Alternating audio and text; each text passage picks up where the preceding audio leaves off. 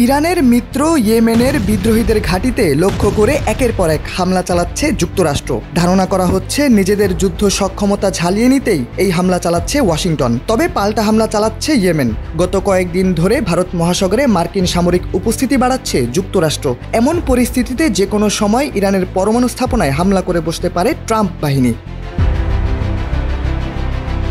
ইরানি গণমাধ্যম Iran international জানিয়েছে, ভারত মহাসাগরের কৌশলগত বিমান ঘাঁটি ডিয়েগো গার্সিয়ায় সামরিক উপস্থিতি বাড়াচ্ছে যুক্তরাষ্ট্র। ইরানের সঙ্গে বাঘ যুদ্ধ আর ইয়েমেনের বিদ্রোহীদের বিরুদ্ধে মার্কিন অ্যাকশনের মাধ্যমেই এমন পদক্ষেপ নিয়েছে দেশটি।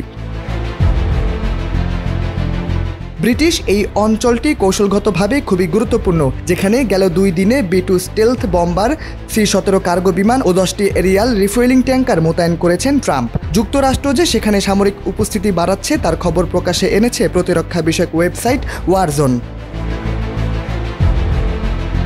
ওয়েবসাইটটি জানিয়েছে, ডিয়েগো গার্সিয়ায় যুক্তরাষ্ট্রের যৌথ সামরিক ঘাঁটি রয়েছে। অতীতে একাধিকবার মধ্যপ্রাচ্যে মার্কিন হামলার সময় এই ঘাঁটি ব্যবহার করেছিল ওয়াশিংটন। এমনকি 2001 সালে আফগানিস্তান ও 2023 সালে ইরাক যুদ্ধের সূচনাও এই ঘাঁটি থেকেই করা হয়েছিল। এখন এই ঘাঁটিতে মার্কিন সামরিক উপস্থিতি বৃদ্ধি যুদ্ধের আশঙ্কাকে তীব্র করেছে।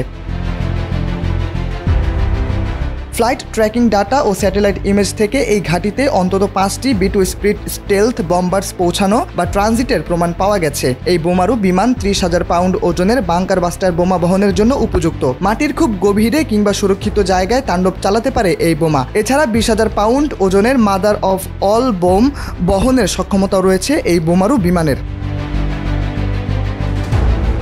এমন এক সময় ট্রাম্প প্রশাসন তার সামরিক বাহিনীকে এই ঘাঁটিতে জড়ো করেছে যখন ওয়াশিংটনের সঙ্গে তেহরানের সম্পর্কে আরও টানাপোড়েন দেখা দিয়েছে, বিশেষ করে লোহিত সাগরে ইয়েমেনের বিদ্রোহীদের চলমান হামলা এবং ইরানের পরমাণু উচ্চাভিলাষ নিয়ে শঙ্কায় আছে যুক্তরাষ্ট্র। এমনকি শোনা যাচ্ছে সংযুক্ত আরব আমিরাতের মাধ্যমে ইরানকে 2 মাসের সময়ও বেঁধে দিয়েছেন মার্কিন প্রেসিডেন্ট ডোনাল্ড ট্রাম্প। এই সময়ের মধ্যে ইরান নিজেদের পরমাণু কর্মসূচি নিয়ে নতুন চুক্তিতে পৌঁছতে ব্যর্থ হলে সম্ভাব্য সামরিক পদক্ষেপের ইঙ্গিত দেওয়া হয়েছে। তবে এত কিছুর মধ্যেও থেমে নেই ইরান। নতুন আরেকটি মিসাইল সিটি প্রকাশ্যে এনেছে দেশটি। ভবিষ্যতের জন্য নিজেদের মিসাইল সক্ষমতা আগের চেয়ে আরও বেড়েছে বলে জানিয়েছে ইরানের সশস্ত্র বাহিনী। এদিকে মার্কিন কর্মকর্তারা কূটনীতির মাধ্যমে সমস্যা সমাধানের কথা বললেও ওয়াশিংটনের পদক্ষেপ বলে দিচ্ছে তারা সামরিকভাবে প্রস্তুতি নিয়ে রাখছে। তবে মধ্যপ্রাচ্যে আরেকটি যুদ্ধ কারোর জন্যই ভালো হবে না বলে সতর্ক করেছেন বিশ্লেষকরা। শাহরিয়ার আহমেদ, ডেস্ক রিপোর্ট, সময়ের আলো।